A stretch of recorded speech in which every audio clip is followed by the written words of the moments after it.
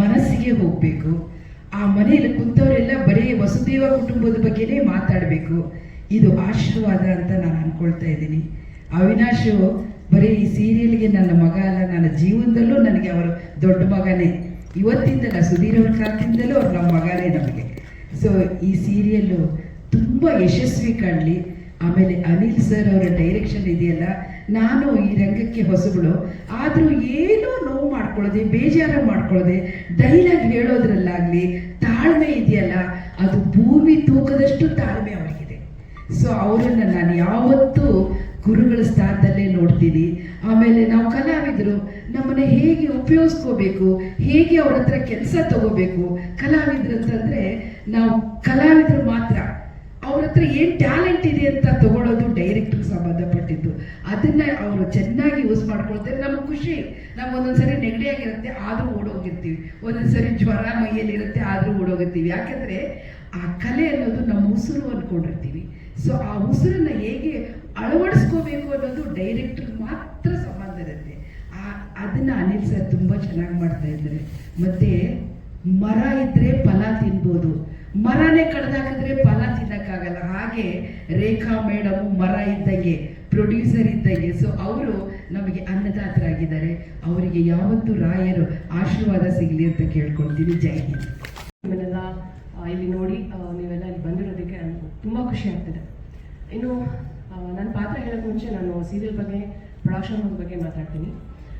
ವಸುದೇವ ಕುಟುಂಬ ನಮ್ಮ ಸೀರಿಯಲ್ ಕತೆ ತಂದೆ ಇಲ್ಲದೆ, ಅಂದರೆ ಮನೆ ಯಜಮಾನನೇ ಇಲ್ಲದೆ 4 ಹೆಣ್ಮಕ್ಳು ಹೇಗೆ ಸಮಾಜನ ಎದುರಿಸ್ತಾರೆ, ಹಾಗೆ ಸಮಾಜದಲ್ಲಿ ಹೇಗೆ ತಲೆ ಎತ್ಕೊಂಡು ಸ್ವಾಭಿಮಾನದಿಂದ ಬದುಕ್ತಾರೆ ಅಂತ ತೋರ್ಸಕ್ಕೆ ಹೊರಟಿದ್ದಾರೆ.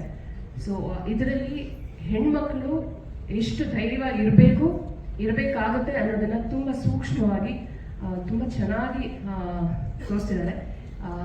ಆ ಒಂದು ಥ್ರೆಡ್ ಇಟ್ಕೊಂಡು ಈ ಕತೆ ಹೋಗುತ್ತೆ. ನೀವು ಕೇಳಿದ್ರಿ ನಾವು ತುಂಬ ಬೇರೆ ಭಾಷೆಗಳಿಂದ ಇನ್ಫ್ಲುಯೆನ್ಸ್ ಆಗ್ತೀವಿ ಅಂತ. ನಮ್ಮ ಕನ್ನಡ ಭಾಷೆಗಳಿಂದಲೂ ಬೇರೆಯವರು ಇನ್ಫ್ಲುಯೆನ್ಸ್ ಆಗಿದ್ದಾರೆ ಅಲ್ವಾ? This nothing wrong. ಅಂದರೆ ಒಳ್ಳೆಯದನ್ನು ತಗೊಳ್ಳೋದ್ರಲ್ಲಿ ಯಾವ ಭಾಷೆ ಆದ್ರೇನು, ಯಾವ ಅದಕ್ಕೇನು ಲಿಮಿಟೇಷನ್ಸ್ ಇರಬಾರ್ದು ನಾನು ಅಂದ್ಕೊಳ್ತೀನಿ. ಇವಾಗ ನಾವು ಒಂದು ಕಲಿಯೋದೇ ಇರ್ಬೋದು, ಅದು ಯಾರಿಂದ ಕಲಿತ್ರೆ ಏನು, ಒಳ್ಳೇದಿದ್ರೆ ಕಲಿಯೋಣ, ಒಳ್ಳೇದಿದ್ರೆ ತಗೊಳ್ಳೋಣ. ಸೊ ಹಾಗಾಗಿ ದಿಸ್ ನಥಿಂಗ್ ರಾಂಗ್ ಅಂತ ನನಗನ್ಸುತ್ತೆ. ಹಾಗಂತ ನಾವು ಪೂರ್ತಿಯಾಗಿ ಅವ್ರದ್ದೇ ಸೀನ್ ಟು ಸೀನ್ ರೀಮೇಕ್ ಅಂತೂ ಮಾಡಲ್ಲ, ಅದಂತೂ 100%. ಕತೆ ಅಂದರೆ ಅಲ್ಲಿ ಏನೋ ಒಂದು ಥ್ರೆಡ್, ಒಂದು ಮೂಲ ಕತೆ ನಮ್ಗೆ ಇಷ್ಟ ಆಗಿರೋದು ನಾವು ತೊಗೊಂಡಿರ್ತೀವಿ. ಉಳಿದಿದ್ದೆಲ್ಲ ನಮ್ಮ ನೇಟಿವಿಟಿಗೆ ತಕ್ಕ ಹಾಗೆ ನಾವು ಅದನ್ನು ಬಳಸ್ಕೋತೀವಿ. ಭಾಷೆ ಆಗಿರ್ಬೋದು, ಊರಾಗಿರ್ಬೋದು, ಎಲ್ಲನೂ ನಮ್ಮ ನೇಟಿವಿಟಿಗೆ ತಕ್ಕ ಹಾಗೆ ನಾವು ಅದನ್ನು ಬದಲಾಯಿಸ್ಕೊಳ್ತಾ ಹೋಗ್ತೀವಿ. ಹಾಗೆ ಕಥೆನೂ ಅಷ್ಟೇ, ಒಂದು ಮೇನ್ ಥ್ರೆಡ್ ಅನ್ನೋದು ಬಿಟ್ಟರೆ ಬೇರೆ ಎಲ್ಲೂ ನಾವು ಅದನ್ನು ತುಂಬ ಅದೇನೇ ಮಾಡೋಕ್ಕೆ ಹೋಗೋದಿಲ್ಲ. ಸೊ ಅಷ್ಟೇ, ಅದು ರೀಮೇಕ್ ಅನ್ನೋದ್ರ ಬಗ್ಗೆ ನಾನು ಅಷ್ಟೇ ಹೇಳಕ್ಕೆ ಇಷ್ಟಪಡ್ತೀನಿ. ಇನ್ನು ಈಗ ನಾನು ಬಿಗ್ ಬಾಸ್ ಆದಮೇಲೆ 1 ವರ್ಷ ಆಯಿತು, ಇವಾಗ ಈ ಪ್ರಾಜೆಕ್ಟ್ ಮಾಡ್ತಾ ಇದ್ದೀನಿ.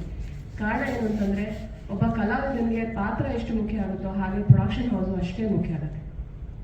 ಪಾತ್ರ ಎಷ್ಟೇ ಒಳ್ಳೇದಿರ್ಬೋದು, ಅದಕ್ಕೆ ತಕ್ಕ ಹಾಗೆ ಸಪೋರ್ಟ್ ಮಾಡಲಿಲ್ಲ ಅಂದರೆ ಪ್ರೊಡಕ್ಷನ್ ಹೌಸು ಆ ಪಾತ್ರ ಸತ್ತು ಹೋಗುತ್ತೆ. ರೈಟರಿಂದ ಹಿಡಿದು ಟೆಕ್ನಿಷಿಯನ್ಸು, ಕ್ಯಾಮ್ರಾಮ್ಯಾನು, ಡೈರೆಕ್ಟ್ರು, ಪ್ರೊಡ್ಯೂಸರು ಎಲ್ಲರೂ ತುಂಬ ಮ್ಯಾಟ್ರ್ ಆಗ್ತಾರೆ. ನಮ್ಮ ಈ ಏನಂತ ಈ ಚಲನಚಿತ್ರ ಮಾಡೋದಿರೋ ಒಂದು ಪ್ಯಾಷನ್ ಇಟ್ಕೊಂಡು ಮಾಡಬೇಕು. ಇಲ್ಲಿ ದುಡ್ಡಿಗಿಂತ ಹೆಚ್ಚಾಗಿ ನಮ್ಮ ಪ್ಯಾಷನ್ ತುಂಬ ಮ್ಯಾಟ್ರ್ ಆಗುತ್ತೆ. ಸೊ ಅಂಥ ಪ್ಯಾಷನ್ ಇರುವಂತಹ ಪ್ರೊಡ್ಯೂಸರು ನಮ್ಮವರು. ಯಾಕಂದರೆ ಅವರು ನಿರ್ದೇಶಕರಾಗಿದ್ದರು, ಈಗ ಅವರು ಪ್ರೊಡಕ್ಷನ್ ಹೌಸ್ ಇದೆ. ಸೊ ಅವ್ರಿಗೆ ಗೊತ್ತಿದೆ ಹೇಗೆ ಯಾವ ಥರ ಮಾಡಬೇಕು ಅಂತ ಒಂದು ಪ್ಯಾಷನ್ ಇದೆ. ಅವ್ರ ಜೊತೆ ನಾನು ಹಿಂದೆನೂ ಕೆಲಸ ಮಾಡಿದ್ದೀನಿ. ಸೊ ಮತ್ತೆ ಅವ್ರ ಜೊತೆ ಕೆಲಸ ಮಾಡ್ತಿರೋದು ತುಂಬ ಖುಷಿ ಆಗ್ತಾಯಿದೆ. ಹಾಗಾಗಿ ಪ್ರೊಡಕ್ಷನ್ ಹೌಸಿಂದ ಕಾಲ್ ಬಂದಾಗ, ಆಮೇಲೆ ಪಾತ್ರನೂ ಚೆನ್ನಾಗಿತ್ತು. ಹಾಗೆ ಸತ್ಯಕಿ ಅವರು ಈ ಕತೆ ಬರೀತಾ ಇದ್ದಾರೆ. ಈ ಹಿಂದೆನೂ ಅವರ ಒಂದು ಸ್ಕ್ರೀನ್ ಪ್ಲೇ ಡೈಲಾಗಲ್ಲಿ ನಾನು ಕೆಲಸ ಮಾಡಿದ್ದೀನಿ. ಹಾಗಾಗಿ ನನಗೆ ತುಂಬ ಖುಷಿ ಇದೆ ಅವರ ಒಂದು ಕತೆ, ಸ್ಕ್ರೀನ್ ಪ್ಲೇ ಅಲ್ಲಿ ಮತ್ತೆ ಇನ್ನೊಂದು ಪ್ರಾಜೆಕ್ಟ್ ಮಾಡೋದು.